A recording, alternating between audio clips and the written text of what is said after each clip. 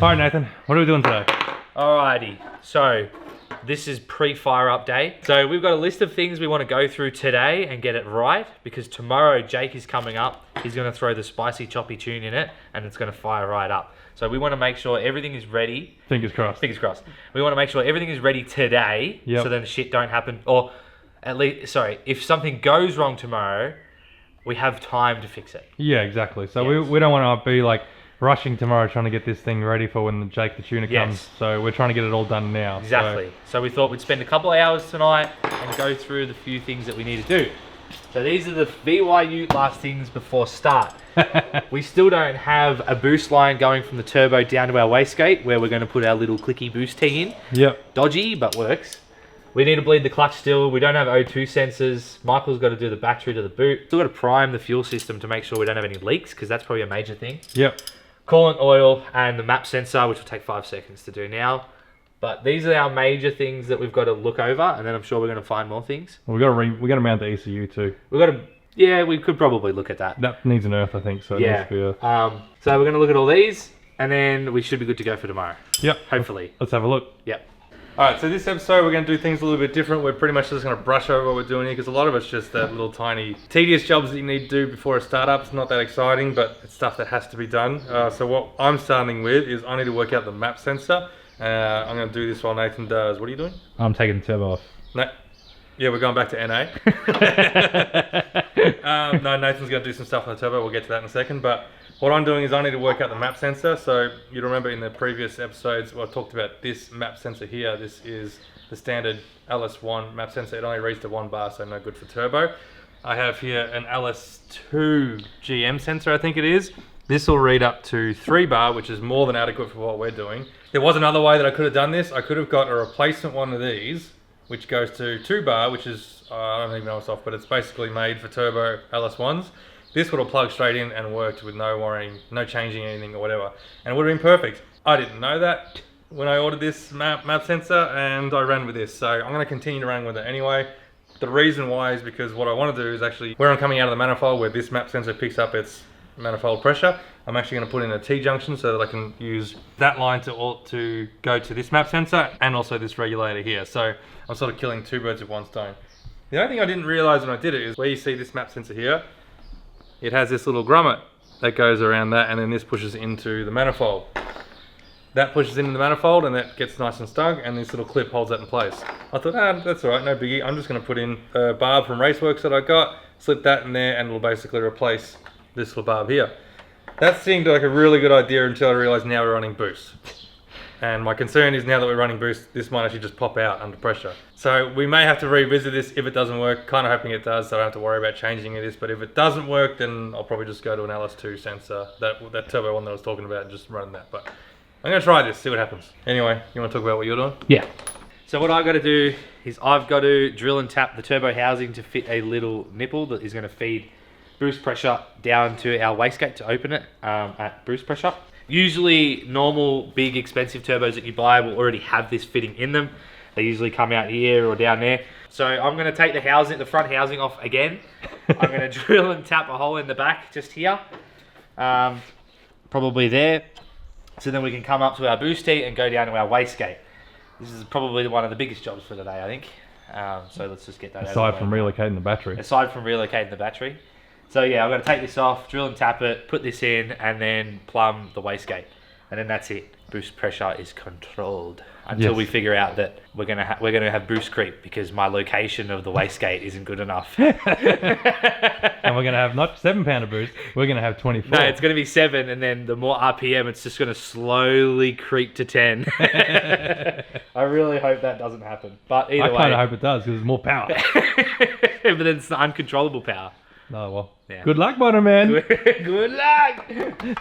So yeah, I've got to drill and tap this into the turbo. All right, let's do it. And I can't stuff it up because we can't weld aluminium. So yeah, do not stuff it up. One take wonder. Why am I always doing the important drill and tapping jobs? I'm pretty sure I did the manifold on the Fairlane as well. Did you? I did, yeah. You'll be right. Just have confidence. I'll be right. I'll have confidence. As he says, sipping on his bubble tea.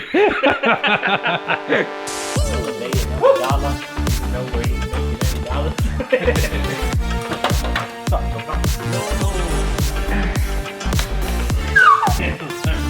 That O-ring still. I'm a drilling turbo. I hope that's in the right spot. Me. I put an X there, so. Put it parallel, huh?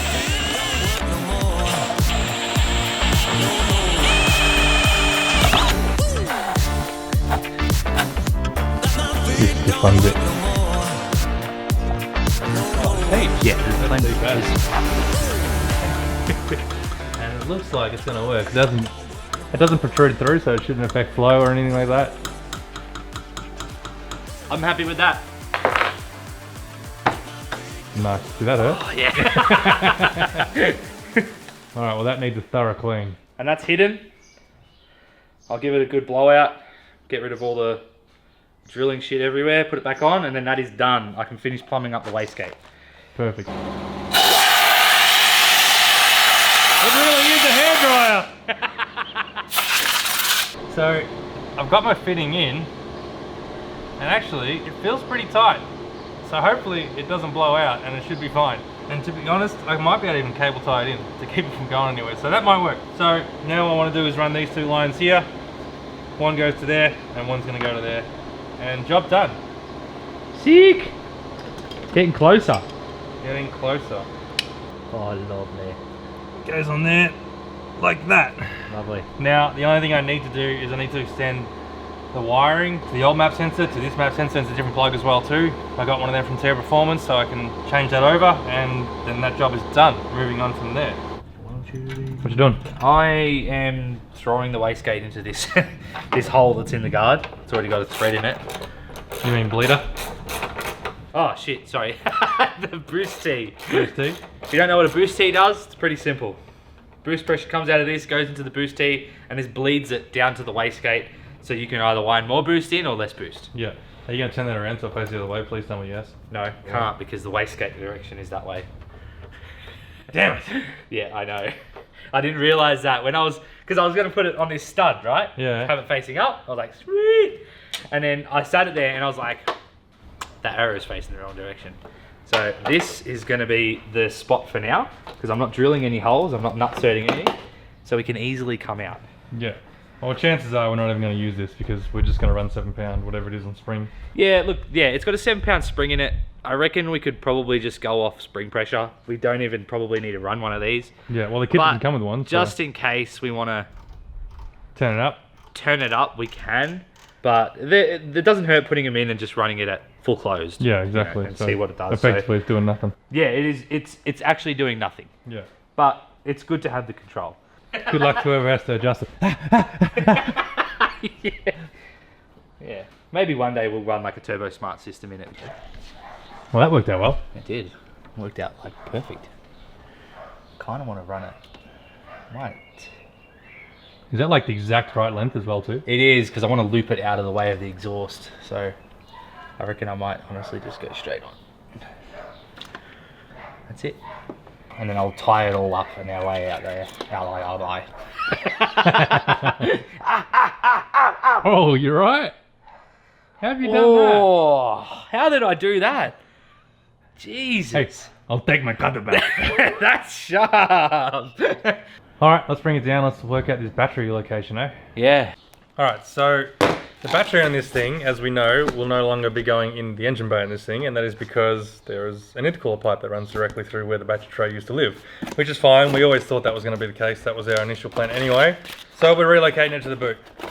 Being that we're relocating to the boot, there's a couple of things that we need to consider, or at least do, and one of those things is get a really good battery. So what we've got is, oh my god, It's wed. Oh wow, that's a very big different one. yeah, we have this Optima battery here. So this thing is pretty much the same as what we run in the Fairlane, I believe. We run a marine battery in the Fairlane. Is it? Yeah, it's blue. Ah, okay. Well, we got a red top for this one. So this thing is a red top battery. These things are awesome. They hold charge forever and a day, and we should have no issues charging our system from this, or supplying the system that we need to with this thing here. We're going to run this thing, so now we've got to figure out how we're going to mount that. Hopefully this fits an old Raceworks billet battery holder that we have left over from the Fairlane build. And if this fits, it makes our life a whole lot easier. I think the biggest thing is whether this was gonna fit. Ooh, and it does. Yeah, that's where it goes. That's good. That's a good start so far. So that is gonna sit in there. Snug as a rug.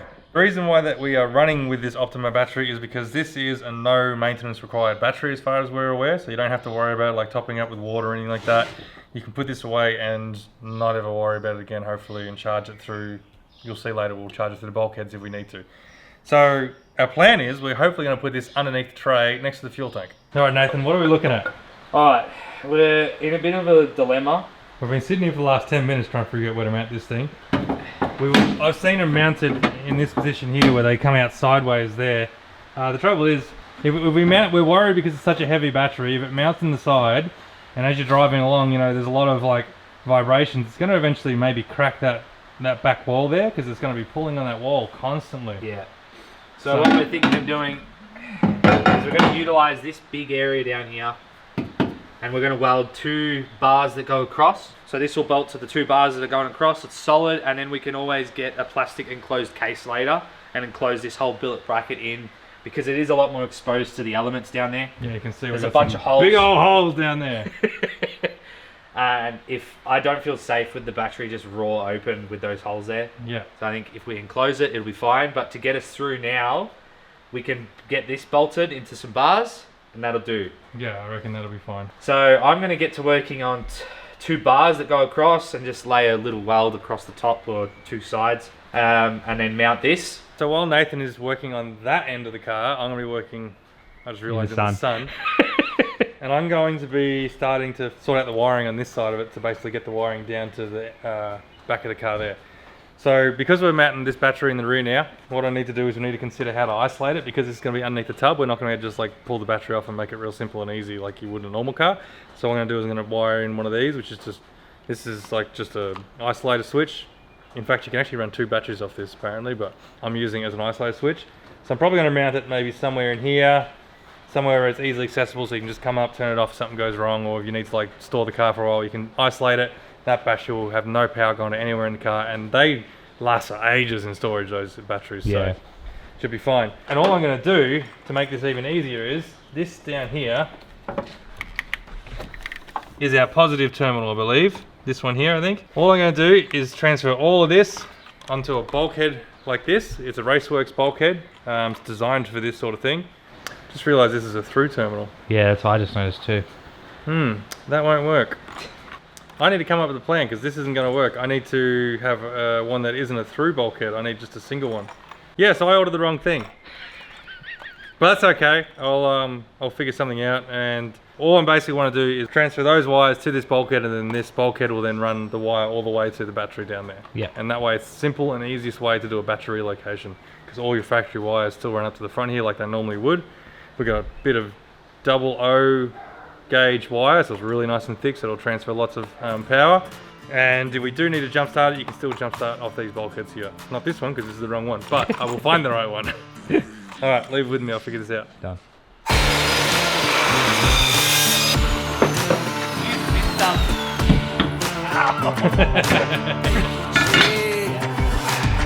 Together forever. That's not good. Well, if Nathan was ever going to blow up, it'd be today.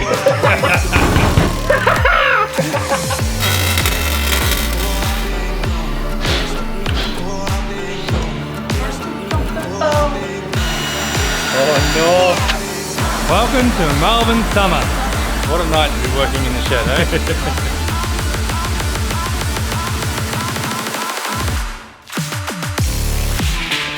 Enjoying.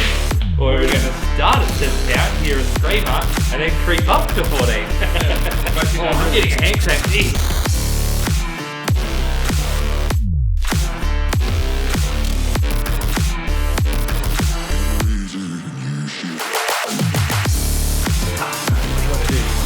Let's run barrel with fuel. Tell us that time of the night.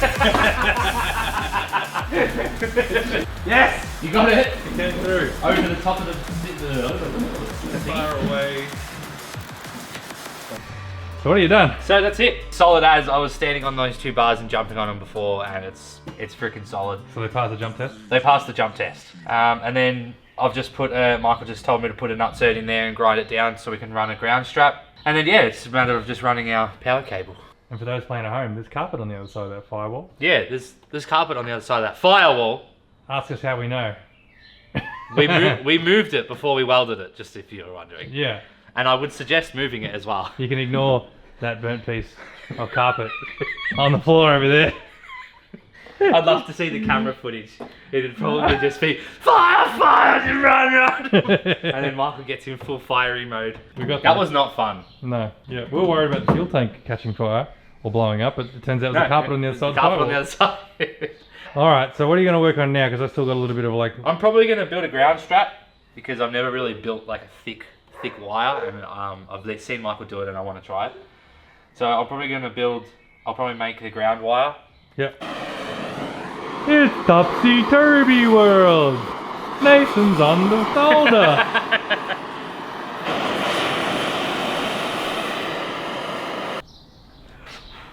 Very nice. It's getting late. I'm tired. I just want this thing to start up and the wastegate to open. Alright. Why does it smell like burnt plastic in here? No idea. Absolutely no idea.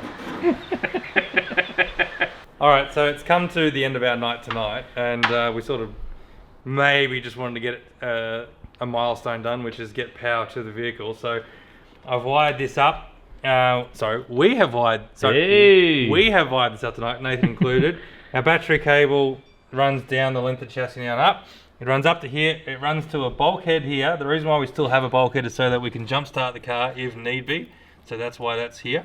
It's going to run up into this isolator switch here. This isolator switch then runs it into the standard circuit or loom. So all that's standard. Our earth is just run to the body here, just like that, through a really good earth. And it's earth at the battery side as well too. So by rights, if I flick this switch now, it's either going to go poof, or we're going to have power to the vehicle. So I need to click it to 2, which is down.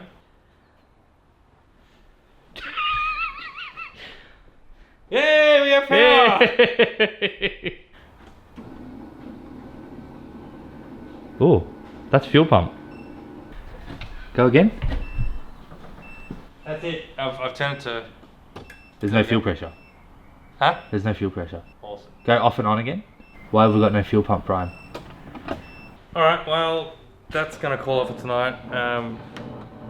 This is one of those situations where you probably need to walk away and have a think to figure out what's going on. The good thing is we have power going to the vehicle, so that's good.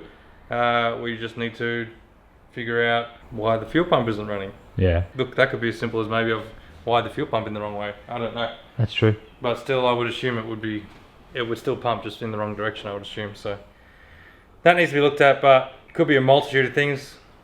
So we will call it for tonight and get back to it tomorrow, I reckon. Yep, sounds So good. there we go. Alright, so it is now tomorrow. Last night, Nathan and I, we're just going to get this thing done and relocating the battery and wiring it up. We figured out why we had no fuel pump last night as well too, Nathan. Well, there's 2 big plugs. They're blue and red, and they need to be plugged into an ECU. Yeah, and that'll help with everything really. So yeah, that goes to prove that like it was that time of night where you just need to walk away, because yeah, we didn't even check to see whether the ECU was plugged in. So now we've plugged it in, we have fuel pump priming, we have primed the system, we pretty much ticked everything off the list that was over there. That is all now done. Jake is now here. Hi Jake. Hi. He's doing his computer wizardry to start cracking the ECU in this thing, and we are nearly ready to fire this thing up. So we are not by any means done with this car. There's still a lot of things that we need to go over, fix up, change. Even like this switch that I got here for the isolator, I can't even bolt it in because I don't have the bolts to bolt it in. I need some Allen key bolts, which I don't have at the moment. But there's a ton of things with this car that we need to go over. The power steering lines over there are way too close to turbo. They are 100% going to melt, so we're going to need to probably either come up with a way of getting them away from the turbo, which we don't figure we can do, or we're going to have to run like Astra power steering pump on this thing as well too. Just stuff like that, stuff that we need to go over and actually revise to make sure this is right before we even think about driving it. But what we want to do is just get it fired today, hear it run for the first time, and call it a success story and end the year on a little bit of a win, and then we'll worry about this thing next year. Yeah, I agree. Because there's still a lot to this car that we need to get done before it's ready to go. So anyway, we put oil in it, we put coolant in it, we put power steering fluid in, have we? Yeah. No. No. We need to put power steering fluid in it for now, and then turn the key and see what happens. This is the nervous bit. Daniel, you nervous? Oh, so nervous. And you've got an audience. Yeah, I know. Everyone's here for this momentous occasion. Could either go really good or really bad. What are you doing now? Because we've got no way to check for oil pressure, we're just going to see if we've got oil coming out of here to our turbo, and then we'll just shut it off quickly. Yep, hopefully. So what we're going to do is we're going to disconnect the injectors just to see if we get oil pressure, and hopefully we're good.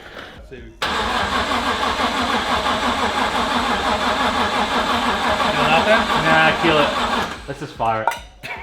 We're just gonna send it. No, we're just gonna fire it now, and we're gonna just pop this off after we've fired it and see if there's oil. It's got assembly lube. Yeah, it's Yeah. all That's good for $100. It's gonna be that. Please start.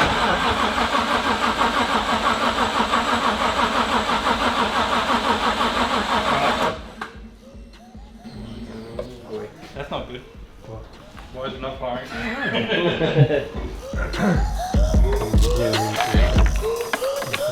Oh yeah, that needs to go to the bottom of the...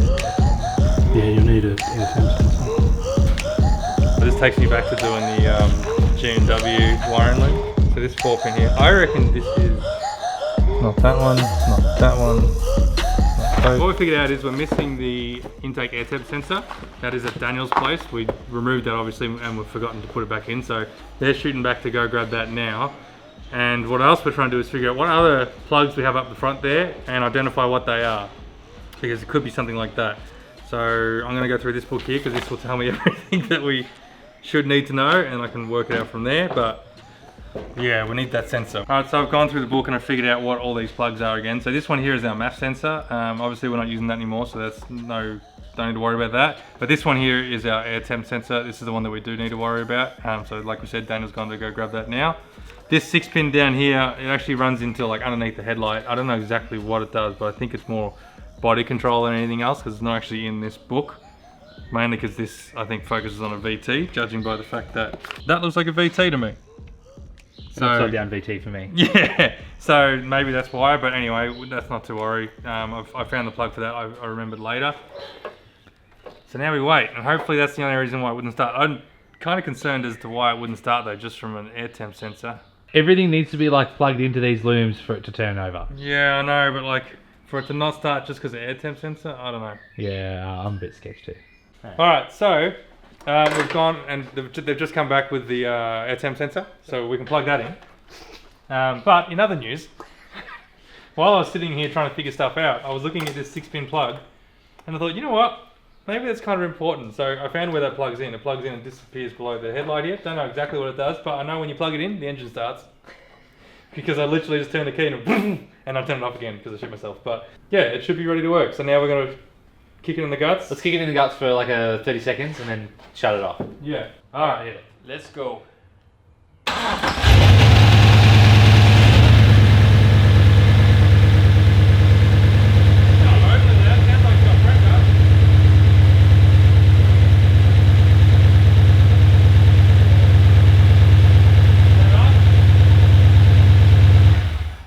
Oh no, we got oil. There's oil. Oh yeah? Okay. Right. Good. It didn't sound rattly, so that's Yeah. good to me. No, it was good.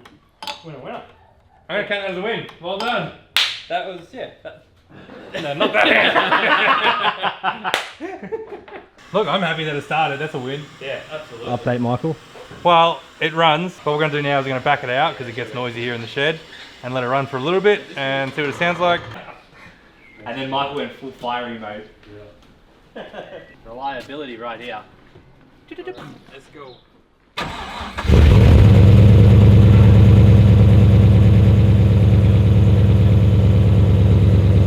That's not like, God, it's pretty loud. It's loud. It's getting there. Fuel pressure?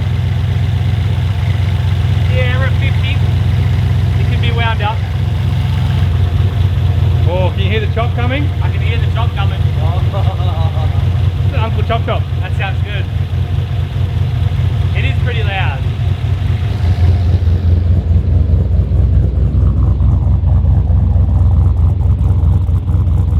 That sounds good. I'm happy with that note. Yeah. I'm happy with that note. Yes. That sounds wicked. Put a bigger canvas.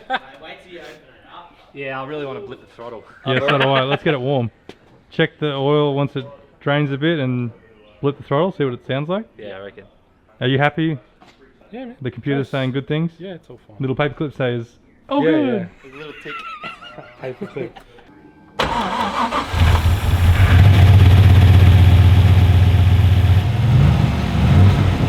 That a miss? Okay, so he needs to be tuned. Needs a little bit more throttle. Oh, a little more throttle crack. Yeah, So why did it just die? We want to blip the throttle, and I went to blip it. Jake gave me the permission to blip it, and I blipped it, and it stalled. Yeah. So the blip. The blip. And we can't. We This can't. is word of the day we right can't. here. We can't blip the blip.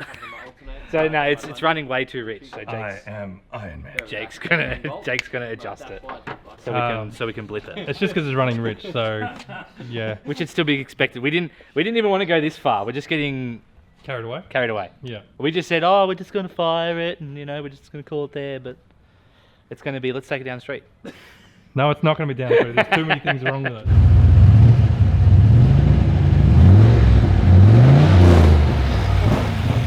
That.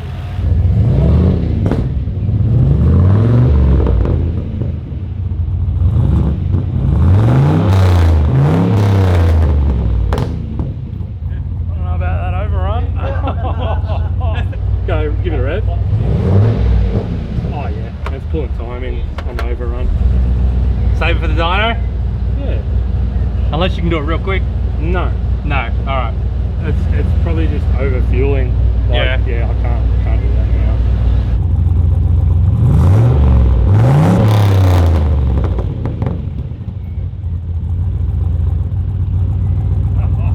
That's how it is. That's how it is. We might have to change that. It does. It sounds terrible. Hey! Wow. It's that hybrid. It's quiet.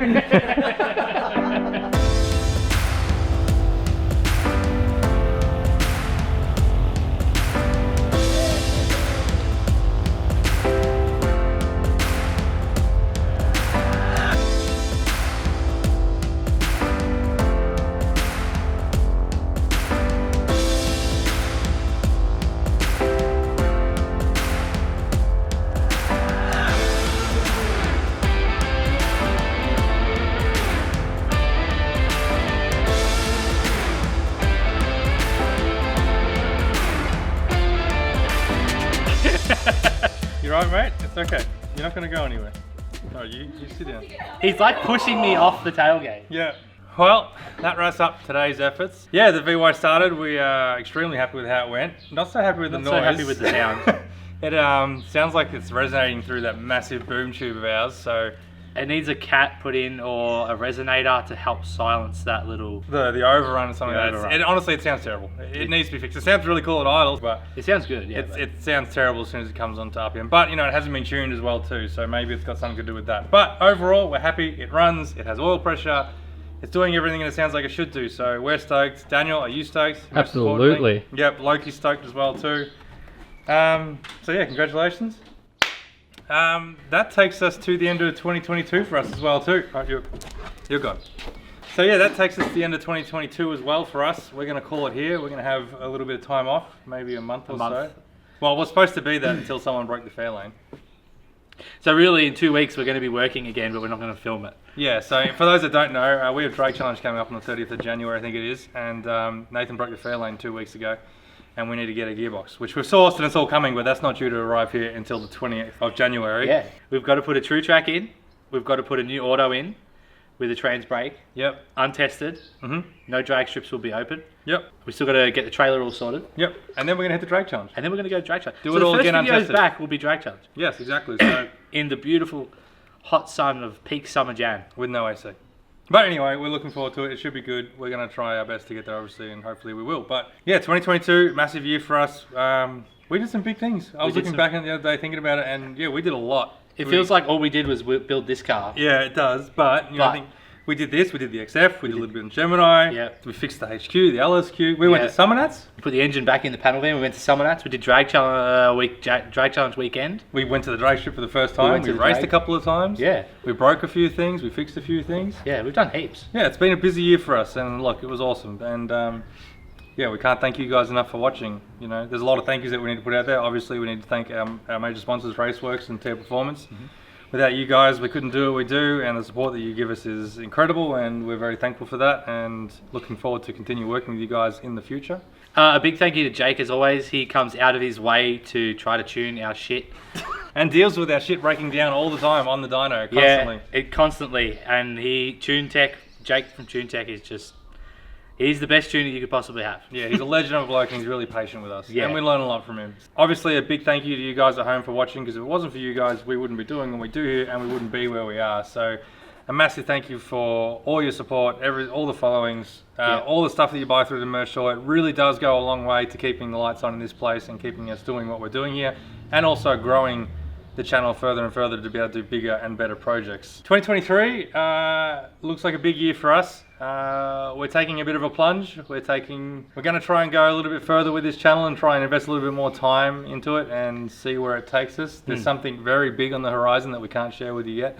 We're literally just going through the final details in a minute, but if it goes ahead, it's going to be pretty awesome, and we look forward to sharing it with you. Yeah, it's going to be awesome. Builds wise, what we have on the cards, we obviously need to fix the XY. Yes, we need to finish it. For everyone that's asking, the XY is coming. We do have a cache of parts now ready to go into it, so it will be done soon. We obviously need to finish this. There's a bunch of stuff yet that we still need to fix in this thing, and a fair few builds on the horizon as well too that we haven't shared with you guys yet. Yes. And then Gemini, we need to do something with that. We still haven't fixed the rust. Yeah, we're looking forward to break. We should be back. It's going to be early Feb, I imagine, something like that. Like, we were supposed to take a month off, but at this stage, it's going to be literally a couple of weeks, then we're back in it because we have so much to do. And we'll probably be releasing early Feb, and then we should be back into our normal routine. Yeah, the DC content will be straight away, pretty much. Yeah, most likely. Yeah. Also, too, next year, as well as all the builds and cars and stuff like that, we're also looking at doing a lot of work to this shed as well, too. We want to build the mega bench on this side of the shed here. That needs to be built, and we also want to work on fitting out the back of the shed as well, too, with some more tooling to go bigger and better in the future. So it's been a good night. We've sat down, we've had a couple of drinks to celebrate, and we've had the barbecue going. Daniel's been cooking up some pretty mean burgers. Got the table tennis out for the first time in God knows how long. We've talked about how competitive we are, but never actually played it. Yeah, we haven't played table tennis in a long time, so we're getting that out again. So that's been good, and it's been a good night. Sums up basically what working in the shed with your mates is, and that's basically what we're trying to do here. So if you'd like to support the channel, you can do so by heading over to the website where you can buy a bunch of merch, stickers, t-shirts, jumpers. We're fully stocked at the minute. All of it's sitting up there actually. Bunch of different designs at the moment with t-shirts. They're really awesome. Like I said, it really goes a long way to keeping the lights on in this place. Word of the day? You got a word of the day? Yeah, the word of the day is blip, because all we wanted to do was blip the throttle. Yep. And we couldn't. And we couldn't. And then we did. And then we did, and we were like, realised maybe don't blip it. it doesn't sound so good. Yeah, maybe don't blip it. So anyway, until we see you next year. 2023. See you then.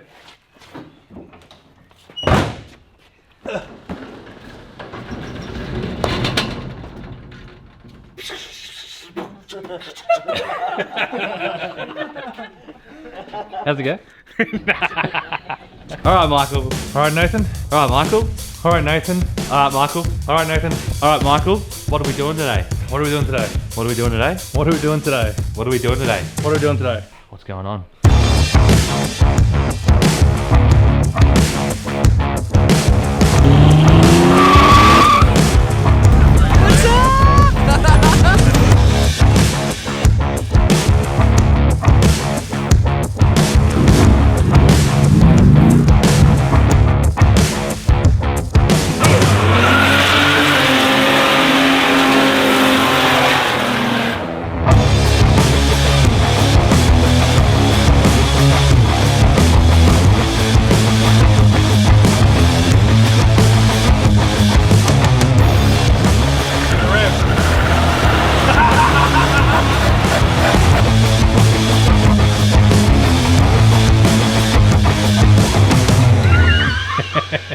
Floors are in mint condition.